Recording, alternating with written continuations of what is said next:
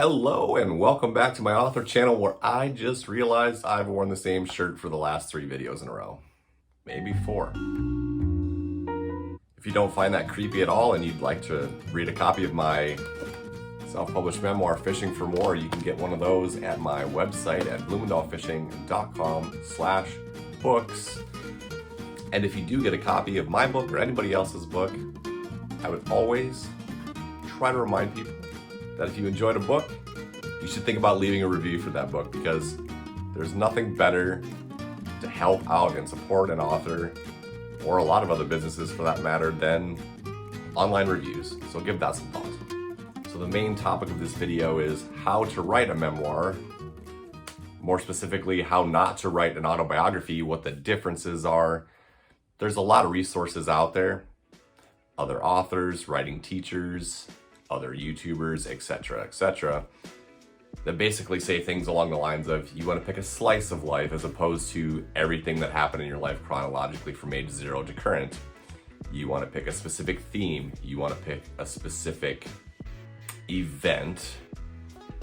In my case, that was like how fishing played into my life as a theme, as well as an event of me eventually leaving the corporate world and becoming a fishing guide in the fishing business, as opposed to, literally starting from conception to, And these are very important things to think about, especially for self-published memoirists who aren't royal or famous or super popular, super rich, because there may be a lot of people that are interested in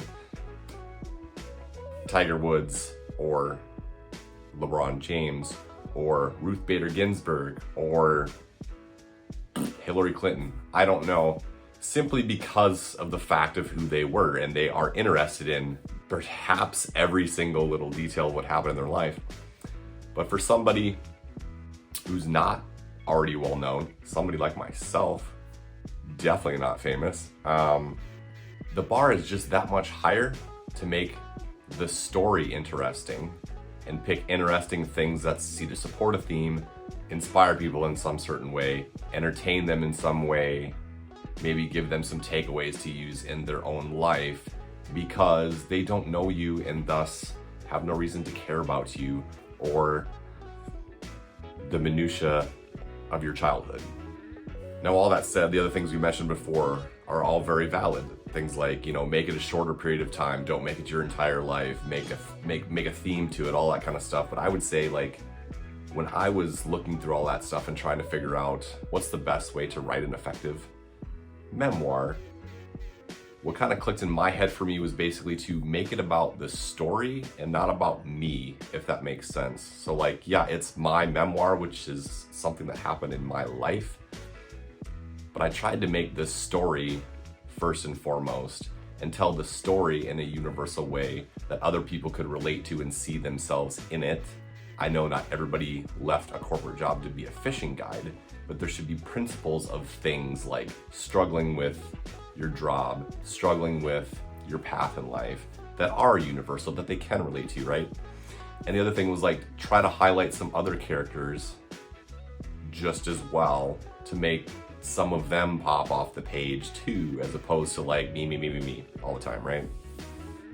Hopefully I accomplished that. Obviously things like this YouTube channel are a lot of me, so I don't know. I feel like I did an okay job. You could be the judge of that if you read the book.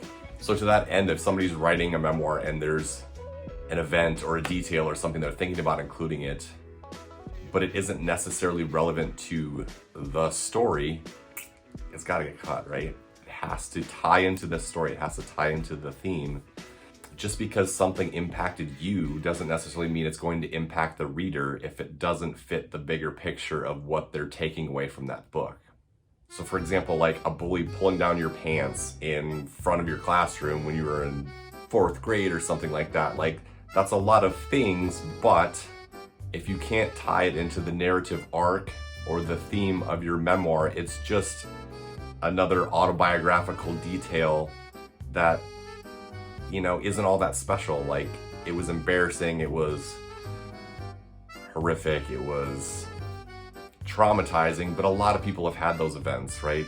And when people are reading books and there's literally billions of people in the world, it becomes very commoditized. Like, a lot of people have had incidents like that before. There needs to be something else to it. It needs to tie into the theme of, and that's how you learn how to have thick skin, and the fact that like resiliency is important in your life. There's got to be something that's like a really shoddy, not very well thought out tie in there, honestly, but like there needs to be something bigger to it, and maybe that detail doesn't even belong at all. Like, not every detail of your life that was interesting belongs in any given memoir, if that makes sense. So there's a lot of ways you can structure memoirs. Again, we were talking about theme earlier, we were talking about slice of life, timelines, chronology, all that kind of stuff. Like, you could just take a memoir that literally is a piece of like a 2-year period where a certain traumatic series of events happen. It starts here and ends here. Or it could be a more thematic memoir in terms of like, here's all the things in life that led me to understand that being yourself is important.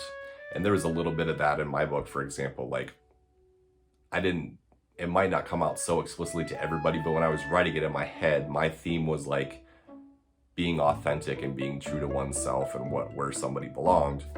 So like, I also tried to make my book fairly chronological, with the exception of the first chapter that then sends everything back to the beginning, but the rest of it is fairly chronological. But a typical thematic memoir may not necessarily have to be. The order may have a different purpose in terms of the different chapters and the different scenes, events that somebody decides to use. But the point being, whatever type of structure you have, the scenes and events that go into it have to tie together into an interesting, cohesive, thematic, narrative story, as opposed to just, here's things that happened to me in my life and you should care because I wrote them. So yeah, hopefully that helps a little bit for somebody thinking about writing a memoir. Hopefully that was interesting in terms of people just wanting to understand how I decided to write my memoir and how I figured out what really the difference is and what ought to belong into it, and how I decided to pick those things that belonged into it. And again, if you want to check out that book, feel free, it's on the website. And to those of you thinking about writing a book or a story, as I've said before, like, the whole world may not be listening because it's a busy, noisy one, but somebody always is, so you should still write it.